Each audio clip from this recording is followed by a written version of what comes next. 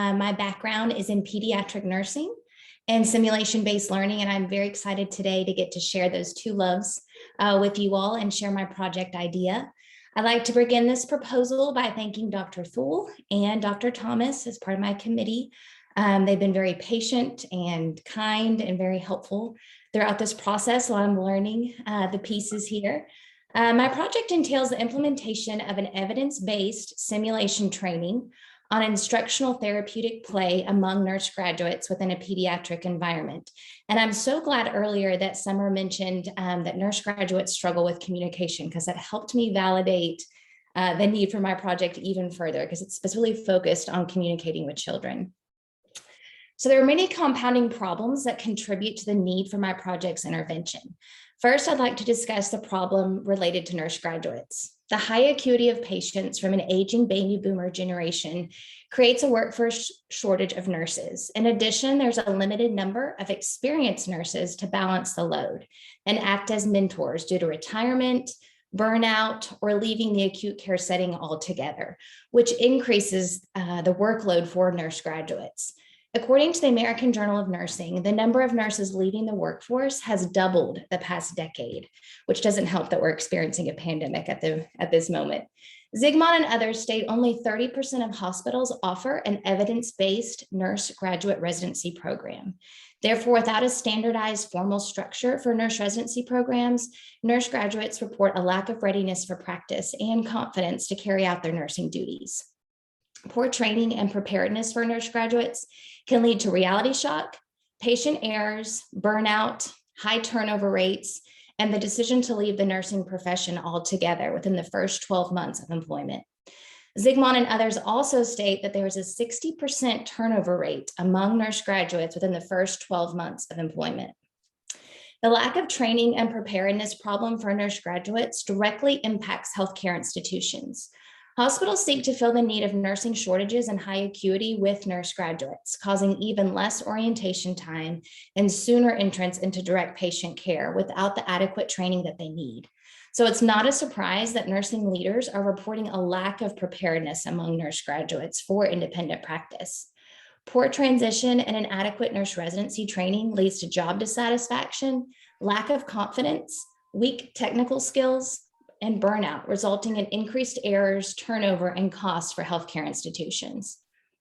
Each nurse graduate who leaves within the first year of employment costs the healthcare institution approximately $50,000 to $90,000. And this lack of training and preparedness problem for nurse graduates can result in patient care errors, thus directly impacting patient safety. Despite the nursing philosophy of patient-centered care, nurses express a lack of training regarding high-level communication, specifically communication with pediatric patients and their families while beginning independent practice. Weak communication is a significant factor impacting nurse graduate turnover in the first year. Also, hospitalization can be traumatic and stressful for children. Moss and others state approximately 80% of hospitalized children and their parents experience at least one symptom of medical traumatic stress. Limited understanding of a diagnosis and newly experienced situations contribute to stress in hospitalized children. Stress can be expressed by negative behaviors such as aggression, poor cooperation, withdrawal, and difficulty coping after procedures. With nurse training and without nurse training and communication, children are at risk for increased stress, trauma, fear, pain, longer recovery periods, and non-compliance with medical regimens. Therefore, there's a need for nurse graduates to receive adequate training to develop the skills and confidence for independent practice, and in order to meet the healthcare demands of patient care, while saving on additional costs for healthcare institutions and keeping our patients safe. The purpose of my project is to address the preparation practice gap for nurse graduates and formulate training and support measures to ease the transition of effectively communicating with hospitalized children. The Quality Improvement Project will evaluate whether simulation-based training impacts nurse graduates' caring and communication competencies with children. The safe, non-threatening environment of simulation will serve as a learning modality in building knowledge, skills, and confidence to better prepare nurse graduates for independent pediatric practice. Therapeutic communication through the act of instructional therapeutic play will be practiced and evaluated to strengthen communication and prevent traumatic care during hospitalization. My PICO question is, among nurse graduates in a pediatric hospital, how will the implementation of an evidence-based and high-fidelity simulation training on instructional therapeutic play during nurse residency affect caring efficacy and therapeutic communication competence with children over a 6-month transition period? I conducted my search methods of the current literature using CINAHL, PubMed, APA PsycInfo, and Google Scholar databases, resulting in well over 500 articles. I got a little zealous. I screened my search using specific inclusion criteria, which included the data publication within the past decade. And I concluded with approximately 60 applicable articles, with 5 of those being the driving articles for my project design. And here are those 5 driving articles from my literature search. First, Walsh completed a review of literature related to current nurse residency programs, and she found that simulation-based nurse residency training programs specific to pediatric patients and family-centered care improve nurse graduate critical thinking skills and communication skills. Walsh concluded that simulation-based residency programs are more effective than other types of programs in developing learner knowledge and skills. Hisu and others completed a randomized controlled trial that used simulation training interventions related to communication skills and discharge education. The training focused on the core communication skills of establishing a trusting relationship with the patient, an open discussion, initiating education, verifying patient understanding, addressing feelings, active listening, and summarizing care. Communication competence and nurse self-efficacy scores of the experimental group improved and had higher positive effects in promoting nurses' communication skills in the control group. Peterson and colleagues found similar results from a simulation intervention where participants improved in self-perception and communication abilities. Steinman and others identified specific events and procedures within the hospital setting that are potentially traumatic for pediatric patients, such as invasive procedures. Enduring pain, feeling fear, and facing the unknown, as well as separation from their family, are all potentially traumatic events for children. Ineffective communication, a lack of trust, and poor rapport can intensify that trauma. However, the use of creative play techniques to educate regarding procedures and treatment can help alleviate and prevent trauma, reduce anxiety, build trust, and provide patient control. Specifically, Steinman reports that educating and performing procedures using a doll can decrease a patient's anxiety and fears, thus minimizing trauma. And probably my favorite article, Rashid and others conducted a randomized controlled trial of a simulation scenario at the Teddy Bear Hospital that empowered pediatric patients to express their feelings and improve their psychological well-being while in the hospital. The simulation experience is a health education teaching tool where pediatric patients learn about health-related procedures and treatment through experiential learning. The guided exploration of medical equipment during play and the use of role play with therapeutic toys prepared children for interactions in the hospital setting and enhanced their experiential learning of disease processes and treatments. Pediatric patients reported positive feelings, less anxiety, and increased healthcare knowledge as a result of the Teddy Bear Hospital experience. However, during my search, I also identified gaps within the literature. For example, the literature contains recommendations, but there are not any specific set guidelines or standards of best practice when it comes to nurse residency program curriculum and the duration of how long the transition should be to practice. Nurses also report little knowledge of the benefit and use of instructional therapeutic play in the practice setting, while other nurses report little knowledge of how to apply instructional therapeutic play to practice. Therefore, training is needed. My project's methodology is one of quality improvement with quantitative evaluation measures using Likert scale instrumentation for data collection and statistical evaluation of my survey results. I'll be using the Iowa framework to bring best research evidence to practice from project design conception to its implementation. I plan to conduct my quality improvement project involving simulation-based training of nurse graduates at East Tennessee Children's Hospital. Children's Hospital provides pediatric care for approximately 160,000 patients annually and serves 18 different counties in East Tennessee, including areas of Southeast Kentucky and Southwest Virginia. The hospital employs over 600 registered nurses and hires approximately 50 to 100 new nurse graduates per year to staff its 152 beds. It is certified by the state of Tennessee as one of 4 comprehensive regional pediatric centers and assists smaller pediatric institutions in healthcare training. The Discovery Innovation Simulation Center, or DISC, where the project will be implemented, is a 12,000 square foot simulation learning lab designed by use of East Tennessee Children's Hospital. There is currently a nurse residency program in place that entails a 2-week didactic and simulation learning activities, but there is no training on the importance of therapeutic communication and instructional play with children regarding painful procedures.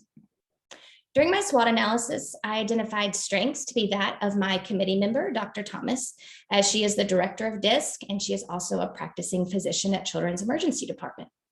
Another strength of my project implementation is my certification as a healthcare simulation educator, which provides me with the background knowledge to understand the standards of best practice and how to implement that. I identified potential opportunities as increased knowledge and confidence in communication for nurse graduates and improved quality of care for pediatric patients as a result of the training, ultimately impacting Children's Hospital's reputation within the community of Knoxville for high quality pediatric care and maintaining its slogan of "We Get Kids." However, potential weaknesses include the possibility of a small sample size, as it is uncertain at this time how many new nurse graduates will be hired and attend the training. Furthermore, nurse graduates' previous knowledge and communication experiences with pediatric patients, as well as their experience with simulation learning, is unknown and can vary. Lastly, potential threats to my project's implementation include the unknown future impact of COVID-19 on quality improvement training, as well as healthcare demands and subsequent transitioning to practice for nurse graduates. This is my logic model, or the roadmap for my translational project, and I would like to elaborate on my model with the following slides. The evidence-based simulation training intervention contains 3 components: a pre-brief, a scenario implementation, and a debrief.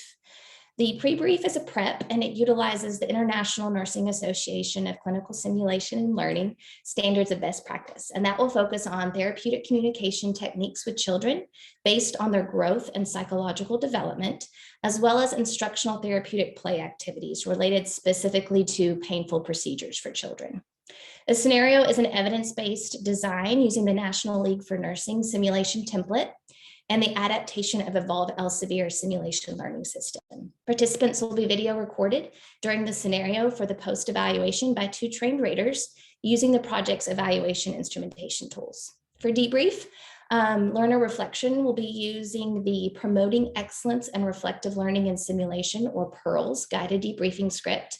And facilitator feedback will be based on Debriefing with Good Judgment model, which uses an advocacy inquiry design.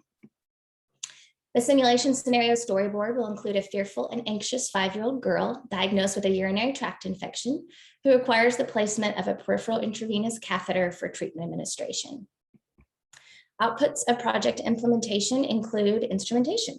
The pediatric ward nurses caring self-efficacy scale includes 4 factors of self-efficacy of nurses caring for children, and those are altruism, or compassionate, empathetic, family-centered care; proficiency, or the ability to complete clinical skills with creativity, such as instructional therapeutic play; communication ability, or establishing an effective therapeutic relationship; and the management of process-oriented care.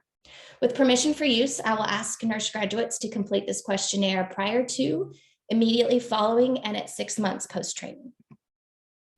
The patient-centered communication tool will evaluate nurse graduates during the scenario on the domains of establishing a connection, exploring and integrating the patient's perspective into care, demonstrating interest and empathy for the patient, ability to collaborate with and educate the patient, and communicating with finesse. With permission for use, raters will use this tool to evaluate nurse graduates during the simulation scenario. I expect to see the following impacts as a result of my project's implementation. From developing a therapeutic relationship with the child and family through play, I expect pediatric patients to experience less anxiety, trauma, and pain related to procedures and increased coping and compliance with treatments. As a result of the simulation training, I hope to see an improvement in nurse graduates, including retention, job satisfaction, commitment to employer, and competency. creating opportunities through simulation to discuss difficult communication, receive mentor feedback during the learning process, build confidence and competence in communication will help to develop their skills as a professional. And as a result of the project implementation, healthcare institutions such as Children's Hospital will see a greater return on their investment in nurse graduates with a decrease in voluntary turnover and an increase in retention rates. The project will equip nurse graduates to care for patients sooner and more confidently. The sustainability plan for my project is threefold. Using the evaluation measures and analyzing the outcomes, I plan to raise awareness of the need for a standardized nurse residency simulation training on communication with children at East Tennessee Children's Hospital, and of the need to provide the training for experienced nurses in the areas of oncology and surgery where painful procedures are likely to occur. I plan to raise awareness of the need for a standardized pediatric therapeutic communication tool based on the patient's age and psychological development. And lastly, I hope to plan to disseminate my findings at the annual ANAXL conference and publish my results in the Simulation Nursing Journal. This is my project timeline. I plan to implement my first round of nurse graduate training in February with follow-up surveys in July. And then I'll have a second round or a second cohort of nurse graduates beginning in July of 2022. And these will not be able to receive follow-up surveys at 6 months due to the implementation timeline. The theoretical framework that I will use for my project is Swanson's structure of caring model. And I chose her model because Swanson states the essence of nursing is caring for the well-being of others. And I believe that best describes the concept of instructional therapeutic play for children experiencing painful procedures. Swanson's constructs reflect Gene Watson's theory of caring, which I know is a surprise to none of us. The caring model contains 5 interrelated caring processes that impact healing and hope, but are not mutually exclusive. And at the core of caring is the nurse maintaining a belief in the patient's ability to overcome. Swanson's theory and individual caring processes directly apply to my project's nursing interventions and result in positive patient outcomes as described in this table. The nurse graduate uses assessment skills of active listening, observation, and communication techniques to know the patient and design instructional therapeutic play activities resulting in the patient feeling understood. A therapeutic relationship develops between the patient and the nurse graduate as she practices being with by demonstrating attentiveness, availability, and presence during stressful hospital-related events, and acknowledging the patient's feelings, leading to personal significance and validation. Doing for entails the nurse graduate planning for and anticipating patient needs by identifying coping strategies and educating the patient, which empowers the patient to feel safe and comforted. Enabling or empowering the patient through education, feedback, and support of instructional therapeutic play on the patient's developmental level enables the patient to be able to self-manage themselves and overcome stressful events. And most importantly, maintaining belief is the continual hope, encouragement, and belief that the patient will overcome the events of hospitalization, expressed by the nurse graduate's use of therapeutic communication, strengthening the patient's sense of hopefulness to overcome. These are my many references. Like I said, I found a lot of articles out there. In conclusion, I am hoping my project will strengthen nurse graduates' abilities to care for and communicate with hospitalized children, thus minimizing trauma and improving the delivery of quality care. Thank you for your time. Thank you, Kathryn. We'll open it up for questions, comments. Kathryn, this is Dr. Jackson. I had a comment about your timeline. Yes. I think the fact that it looks like a board game really fits into your pediatric theme. And I think that that is perfect for your project. Thank you. I was trying to make it fun. Thanks.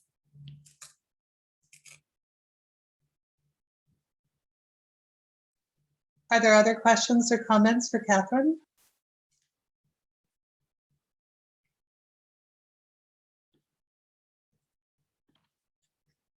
If not, we can go ahead, Rachel, and you can go ahead and load your slides.